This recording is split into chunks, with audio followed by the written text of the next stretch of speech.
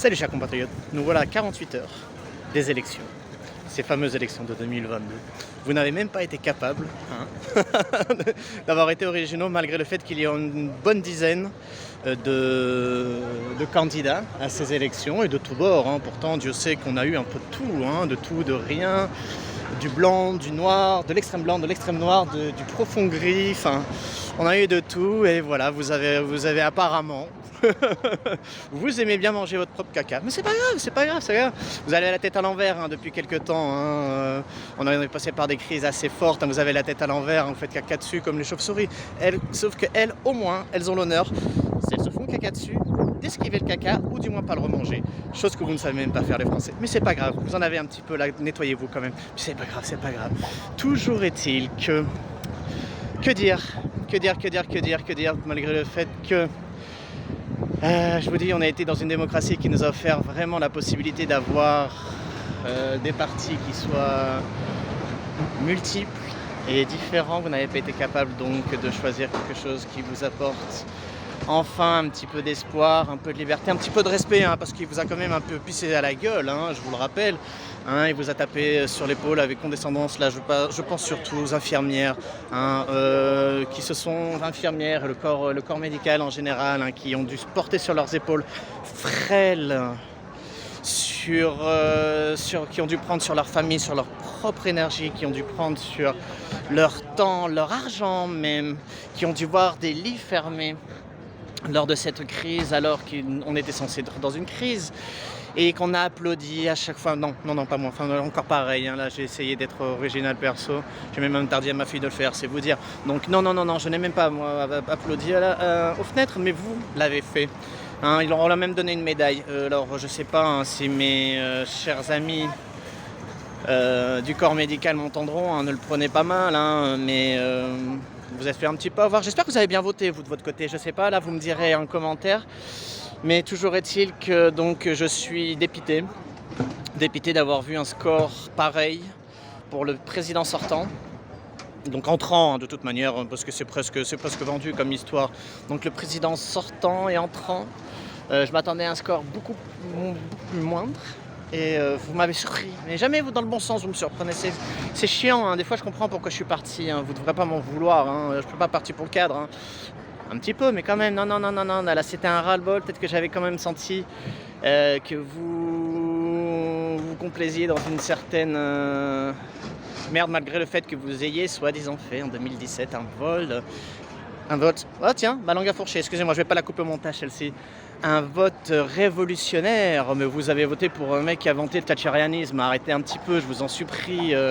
Il est limite malthusien, donc s'il vous plaît, mais un petit peu respectez-vous.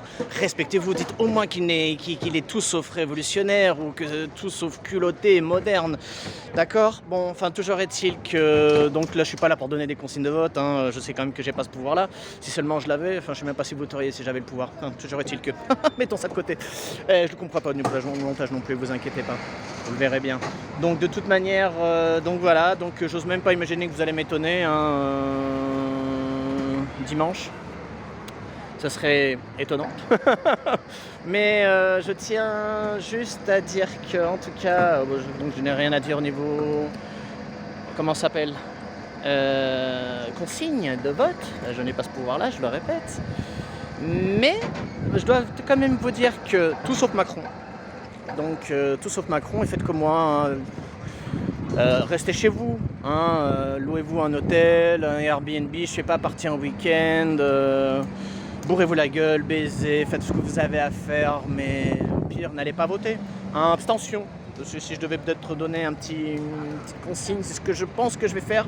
Par contre, il faudra peut-être pas qu'un certain poulain raconte trop de conneries dans les prochaines 48 heures, parce que je dois reconnaître que si j'étais sous pression, si j'avais une arme sur la tempe, je crois que je crois que vous devez deviner où je veux en venir. Donc une consigne de vote serait totalement différente.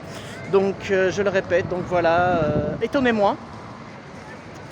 Et on verra bien ce que ça va donner. Mais les prochaines années... Alors, me refaites pas le coup de 2017. Hein, t'inquiète pas, mes frères, on va te mettre bien. On va voter. Tu vas voir comment ça va se passer aux législatives. Et puis dans la rue, il n'y a rien eu de fait dans l'opposition. Rien dans l'opposition n'a fonctionné. Je crois qu'il n'y a pas eu un seul gouvernement depuis le début de la 5e où un président au pouvoir et un parti au pouvoir a eu aussi peu d'opposition. Donc arrêtez de faire les malins. Hein, en parlant d'opposition, vous n'êtes pas prêts, donc c'était par le vote que vous auriez dû le faire, vous n'êtes pas capable. Bah, moi non plus, hein. Ceci dit, je suis tellement conditionné que de voir un LP sur le bulletin, je suis déjà récalcitrant, donc je ne vais pas vous jeter la première pierre, vous en faites pas. C'est pavlovien limite, hein, tout ça. Donc voilà, je ne sais pas quoi rajouter à tout cela. Vous êtes passé par beaucoup, nous sommes passés par beaucoup. J'espère que s'il y a quelque chose à faire qui soit hors des urnes, qui soit contendant et qui ne fasse pas appel à lâcheté de dire qu'on est dans un état de droit et tout, j'espère que les choses seront faites, j'espère que vous saurez être contendant, que vous saurez faire valoir vos droits.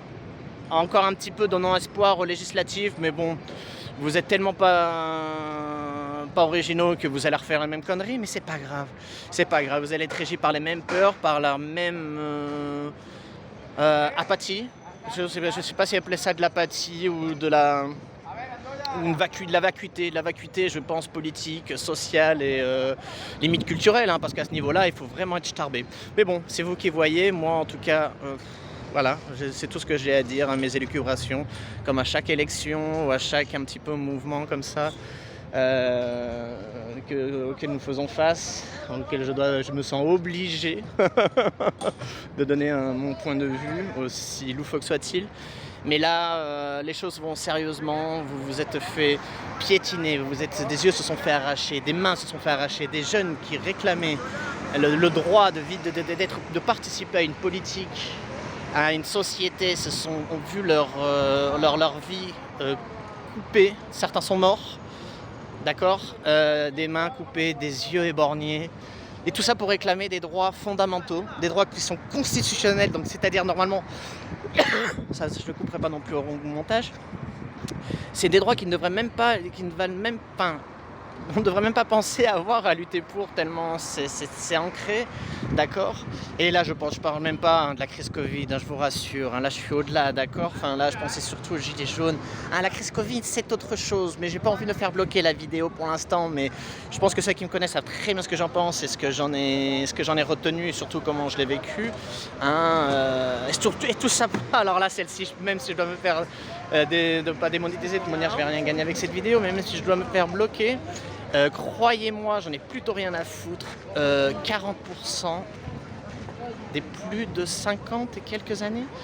Donc c'est-à-dire que toute une frange de la société, la plus jeune, la plus active, la plus productive, la plus essentielle, s'est mise aux arrêts. Hein. C'est-à-dire qu'on parle d'une génération, surtout des enfants, moi qui suis père de 2 petites filles, on va être confronté à une génération qui va avoir été la plus traumatisé, qui va avoir eu ses fonctions cognitives les plus limitées et les plus amoindries, tellement ils auront été bloqués, tellement ils n'auront pas pu avoir une éducation normale. Et qu'on ne parle pas de guerre, parce que ce n'est même pas le cas. Et d'autres pays l'ont fait différemment et n'ont pas fait ça. Non, là, tout ce qui s'est passé, c'était purement social, ça a été une guerre sociale. Ce sont encore les plus pauvres qui ont été les plus démunis. J'ai plus enterré de personnes qui sont mortes, suicidées que de Covid. Donc je reviens à ces personnes-là qui ont voté. Hein, on parle de plus de 40%, des plus de 50, des 50, 65 ans, je me rappelle plus trop, j'ai pas trop lu mes fiches juste avant, qui ont voté droite et ultra-droite et ultra-libérale. J'espère qu'au prochain Covid, ma génération, ceux que je viens de citer juste avant, ne refont pas la même connerie et vous laisseront crever comme vous le méritez. Parce que franchement, d'avoir été la génération la plus favorisée, d'accord ? C'est-à-dire vous avez connu les 30 glorieuses, hein, vous avez connu les acquis sociaux, hein, vous avez connu, je sais pas moi, le plein emploi. D'accord, vous avez connu Ambroise Croizat qui vous a donné les acquis sociaux, mais même après-guerre justement, c'est-à-dire que c'est des acquis sociaux qui ont été signés juste après que la France ait été limite détruite, en tout cas les grandes urbes aient été détruites. Et vous me dites que ces acquis sociaux, enfin, on doit renoncer à ces acquis sociaux. Au chômage que vous avez dû toucher à 50, 55 ans, je me rappelle plus trop là non plus, j'ai pas trop lu mes chiffres, mais vous êtes sérieux. J'espère que la prochaine fournée, c'est vous qui allez passer avant le bien-être, d'accord, de notre jeunesse, parce que vous n'êtes pas essentiel. Et vous l'avez prouvé, même dans les urnes, vous n'avez pas même eu la classe de voter pour des jeunes qui vous ont protégé. Allez en enfer. Voilà, sur cette note d'espoir et d'amour, comme vous l'aurez compris, je vais vous laisser. Je vous dis à dimanche, réfléchissez bien, votez blanc, abstention, tout sauf Macron. Voilà. Donc, eh bien oui, vous m'excuserez, le pollen là dans l'air est un peu violent. Je vous remercie de votre attention et je vous dis à la prochaine et rendez-vous en enfer. La bise à tous.